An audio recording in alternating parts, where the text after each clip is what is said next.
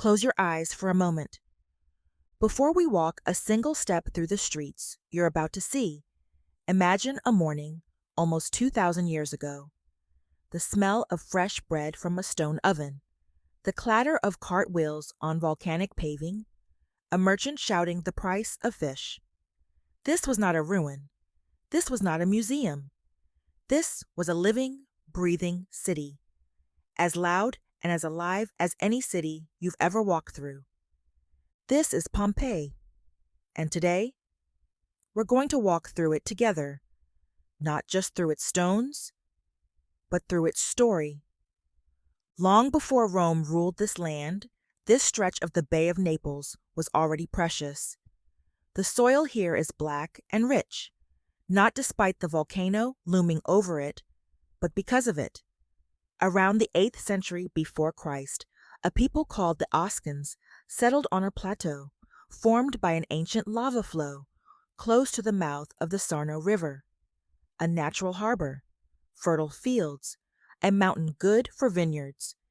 It was, in almost every sense, the perfect place to build a life. Even the city's name carries a mystery. Some believe Pompeii comes from the Oscan word for five, perhaps because 5 villages merged to form it. Others link it to a legend of Hercules passing through in triumphant procession. We'll never know for certain, and you'll find that happens again and again here. Myth and history, blurring into one another. Picture the 6th century before Christ. Greek traders arrive, bringing their gods and their pottery.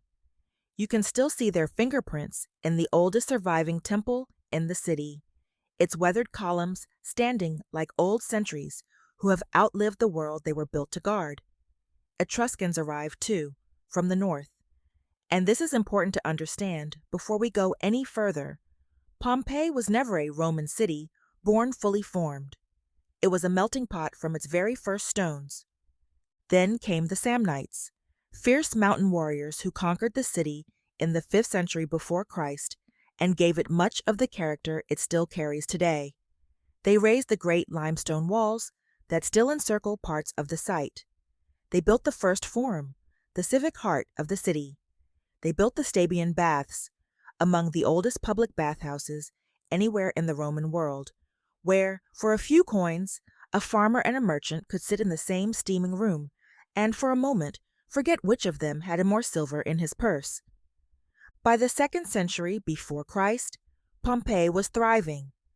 Wealthy families, grown rich on wine, olive oil, and a pungent fish sauce, called garum, that the whole Roman world craved, began building extraordinary private homes.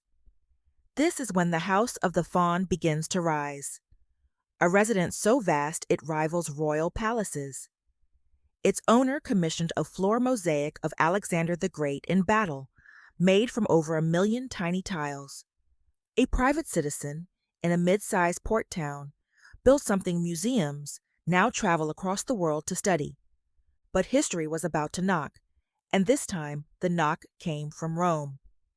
In 89 BC, after Italy's regional peoples rose up demanding citizenship, the Roman general Sulla laid siege to Pompeii. You can still find Oscan inscriptions carved into the ancient walls, warning defenders where catapult stones had struck. The city fell. Soon after, Sulla's veterans were given land here, and Pompeii became an official Roman colony, placed under the protection of the goddess Venus. And here's the most human part of this whole chapter. Pompeii didn't resist becoming Roman. It absorbed it. Walk through the city today and you'll see this layering everywhere. An Oscan-era temple standing 100 meters from a Roman bathhouse. A city built, generation after generation, on top of itself, never quite erasing what came before.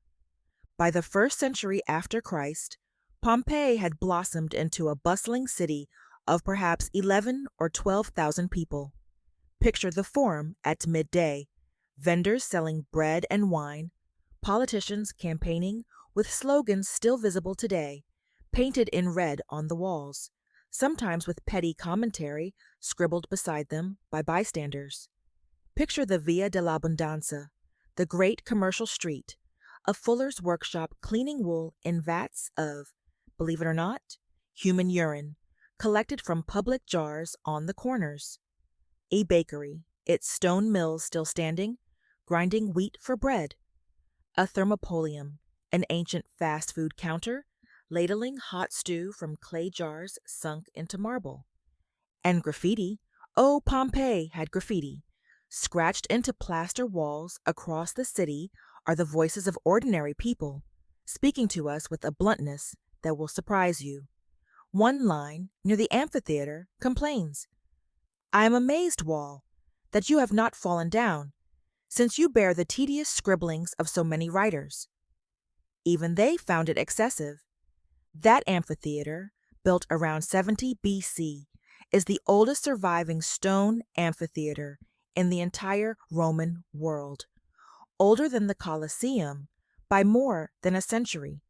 It could hold 20,000 spectators, nearly double the city's population, because people traveled here from surrounding towns for the games. In AD 59, a brawl between Pompeian spectators and visitors from Nuceria escalated into a full riot with stones and swords, so severe that Emperor Nero banned games here for 10 years. A fresco of that very riot still survives. But beneath all this noise and color, something was stirring in the ground. In February of AD 62, a massive earthquake struck the region, a warning tremor from the volcanic system building beneath Vesuvius, though no one understood the connection. Temples cracked, statues toppled. And here is the detail I find most haunting. 17 years passed between that earthquake and the catastrophe still to come. 17 years of rebuilding, of ordinary people patching their walls, repainting their frescoes, believing the worst was behind them. Some buildings were still under repair on the very morning the mountain finally spoke. They had no word for what Vesuvius truly was. To them, it was simply a green, fertile mountain, its slopes covered in vineyards, its lower reaches dotted with the villas of Rome's wealthiest families. Nobody imagined it was a monster, sleeping. What did the people of Pompeii do in the final hours, when the sky itself began to turn against them? What choices did a mother make, standing at her doorway with her children, watching the horizon change color? We're about to find out. Stay with me.